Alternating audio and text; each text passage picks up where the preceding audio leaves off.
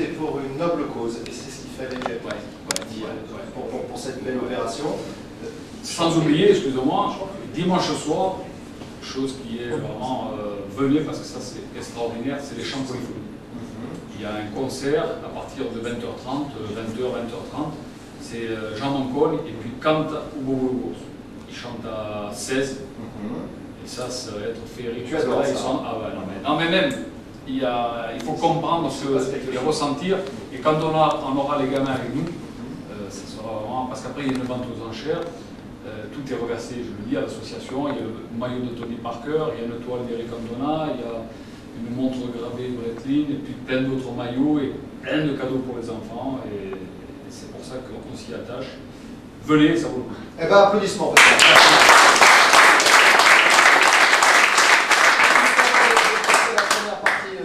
J'ai l'impression que des grandes gueules comme toi, dans le sens noble du terme, il n'y en a plus dans le football. Est-ce que tu es d'accord avec ça? Et est-ce que tu te considères, toi, comme une grande gueule? Écoute, grande gueule, on est tous une grande gueule. À partir du moment où tu sais, on a la chance de pouvoir vivre et d'être en bonne santé, des fois on dit putain, tu as vieilli. Ouais, mais on peut le dire. Et malheureusement, il y en a qui partent.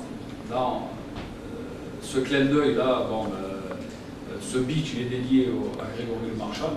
Son papa nous rejoindra demain. Voilà, on l'a perdu juste avant l'événement, il devait venir. L'été dernier, le beach à Bastia, on a perdu le petit Nicolas, la mascotte. Et je crois que nous, on a cette chance-là de pouvoir y être encore aujourd'hui. Mais c'est vrai qu'aujourd'hui, le football, moi, je me fais chier. Je m'emmerde, je ne vais plus au stade, parce que c'est vraiment... Tu parles de la Ligue 1 ou du football en général. Parce qu'en Ligue 2, c'est même pas la peine, parce que c'est dommage. Qu'est-ce qui a changé, Pascal? Tout, la mentalité, le respect. Quand tu vois que des parents ont peur d'amener leur enfant au stade, ça c'est grave. Pourtant, ça aussi, ça existe. La violence existait aussi déjà. Non, pas à ce niveau. Moi, je sais que quand j'allais à Lens ou ailleurs, c'était le public est là pour chambrer, parce que bon, chambre et supporte son club. Ça, c'est normal. Mais c'est normal. Ouais, c'est normal. Je me souviens qu'à Saint-Etienne, tu avais reçu des ciseaux. Ouais, mais ils étaient petits, ça va. Non, mais voilà, mais si tu réponds, si tu commences assis à là, tu leur réponds et tout, ça part en couille. Parce qu'un groupe, tu sais, c'est fort, c'est nombreux, mais bon, c'est rien. Si tu rentres dans leur jeu, si tu prends vraiment le football comme un spectacle, même si tu gagnes de l'argent, mais il faut se faire plaisir. Et ça calme, tu vois, après ça part en chanson, tout ça et tout, mais aujourd'hui, tu vas dans un stade pour te dire, putain, j'espère que je ne vais pas mourir ici. Et ça c'est dommage. T'as peur à ce point-là? C'est dingue parce que... Non, moi j'ai pas peur, mais j'ai peur pour les enfants. Parce que c'est dommage. T'imagines en rugby, le père avec son gamin, il va au stade, c'est une fête, et après, bon, c'est fini, même si le joueur se rentre dedans. Mais au football, tu y vas, et toi tu n'amènes pas ton gamin. Mais toi tu y vas parce que tu aimes, et tu te dis, putain, je laisse mon gosse, parce que s'il se prend un truc, et puis s'il faut courir, il faut se cacher.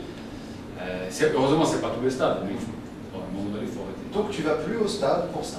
Ça te fatigue? Je pensais que tu parlais du jeu et de l'amour du maillot. Non, mais c'est un tout, parce que déjà, il se passe ça dans les tribunes, sur le terrain, ben, tu as l'impression, c'est pas une impression, c'est véridique, c'est que ça joue, mais sans... Tu vois plus un gardien qui sort, qui dribble, ou qui prend des initiatives, tu vois plus un joueur faire et puis rigoler avec le public, et bon, ça c'est dommage. Très bien, allez, on a parlé du Challenge de France, les filles, le football féminin, c'est quelque chose qui t'échappe ou que tu arrives à comprendre? Non, je le comprends, parce qu'il y a la place pour tout le monde. C'est pour ça, au beach, les 2 jours, il y a des filles. Il y a des Miss lyonnaises, comme des connues. Génial. Ben ouais. On va passer on voit de belles choses. On va passer un bon moment ce week-end. Peut-être dimanche, il y aura donc les féminines de l'OL qui viendront peut-être apporter la coupe du Challenge de France si elles sont championnes, parce que donc elles vont jouer demain un match important. Capital. Ouais, elles sont quasiment assurées du titre de championne de France. Ce sera la première fois à Lyon qu'une équipe de foot féminin est sacrée championne de France. Ça ferait un doublé avec les garçons. Et elles sont en course également donc pour cette finale de Challenge de France. Donc la possibilité pour elles de faire à la fois le championnat et le Challenge de France. Le problème, c'est que lors des 2 dernières finales, elles ont atteint la finale, elles ont à chaque fois perdu au tir au but, et pas question que ça se répète cette année. Et face à Montpellier. Ouais, et face à Juvisy et face à Montpellier l'an passé, tout à fait. Donc vous allez voir, elles sont archi motivées, en tout cas ces lyonnaises. Et quoi qu'il arrive sur OLTV, on leur rendra hommage, puisque lundi soir, elles seront toutes ici. Voilà. Allez, on y va.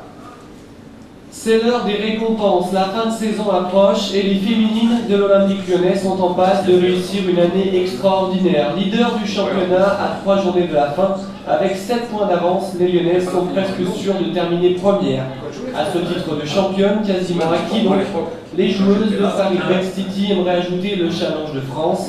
L'OL dispute en effet demain la finale de cette coupe contre Montpellier. Je crois que c'est jamais arrivé en France qu'il y ait quelqu'un qui fasse le doublé, donc justement ça nous tient à cœur de gagner ce challenge. C'était le championnat d'abord comme objectif, je m'étais fixé ça, et puis là c'est du bonus, c'est du bonheur, et on va le prendre comme il est, et puis on va essayer de le gagner cette fois-ci parce que ça fait 2 finales, on perd le penalty. Non, c'est du bonheur et je crois que les filles ont envie de le jouer, donc on va le faire. Et après 2 échecs à ce stade de la compétition, l'OL veut cette fois-ci vaincre le signe indien. Pour soulever la coupe, les Lyonnaises devront donc battre demain à Saint-Denis l'équipe de Montpellier, un club qui réussit bien à l'Olympique Lyonnais cette saison. Après un nul décroché lors du match aller en championnat, les Lyonnaises sont en effet allées s'imposer 3 buts à 0 dans le sud il y a 15 jours. On a été gagné 3-0 là-bas, donc je pense qu'ils vont vouloir prendre leur revanche. Maintenant c'est une finale, donc sur un match tout peut arriver. Mais bon, nous on est super motivés et j'espère que ça va bien se passer. Oui, c'est sûr qu'on se connaît, enfin nous surtout on les connaît très bien.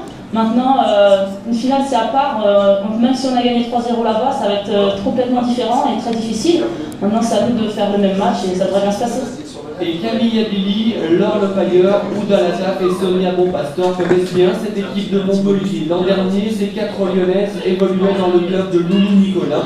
Les Montpelliéraines avaient d'ailleurs gagné le Challenge de France contre l'Olympique Lyonnais. J'ai eu goût l'année dernière à l'avoir porté et je sais que le bonheur que ça fait quand on gagne une coupe. Et je ne veux pas vivre la situation que Lyon a eue l'année dernière et c'est impossible face à Montpellier, je ne peux pas. Voilà, Pascal Olmeta est notre invité, il va passer la soirée avec nous jusqu'à 20h. On va parler du beach soccer qui aura lieu, je vous le rappelle, ce week-end du côté du Palais des Sports de Gerland. C'est samedi plus dimanche. Les tarifs démarrent à 7 €, ça va jusqu'à 15, c'est ça je crois avec famille et puis l'après-midi plus le concert, ça monte à 25. Très bien, et bien encore une bonne raison de passer là encore un bon moment avec des gens très connus et en plus avec de l'argent qui va aller pour une vraie cause. Et ça c'est important de le signaler. Dans un instant on reviendra aux filles comme on l'a dit durant ce début d'émission. Pascal, quand tu vois jouer l'Olympique Lyonnais aujourd'hui et à l'époque c'était comme on l'a dit tout à l'heure là encore très différent, est-ce que tu pouvais imaginer que ce club allait devenir ce qu'il est ou c'était totalement improbable pour toi? Non, je n'allais pas dire que j'étais sûr, parce qu'on n'est jamais sûr de rien. Avec un président comme M. Aulas, je savais qu'il pouvait faire quelque chose parce que c'était une construction. Il a commencé, il a vu, il a appris, parce que le football c'est pas c'est une entreprise pour lui, mais c'est pas... on ne peut pas gérer de la même manière. Il y a des gens qui sont différents les uns des autres.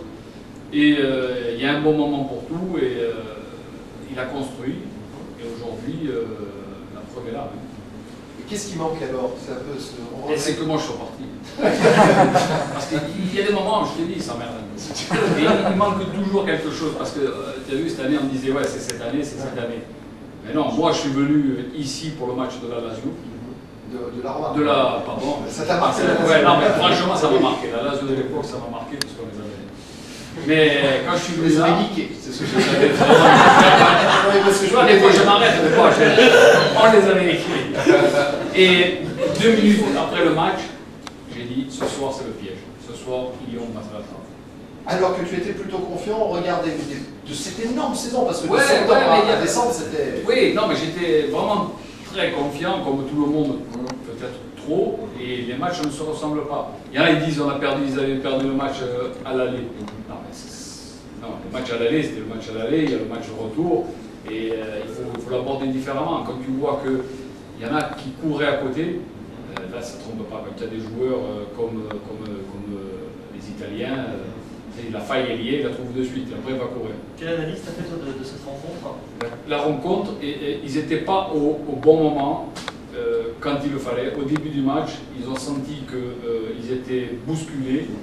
Ils ont commencé à se relâcher. Au moment où ils ont voulu accélérer, ils en ont pris un dans le dos. Les postes, ils n'étaient pas bien occupés comme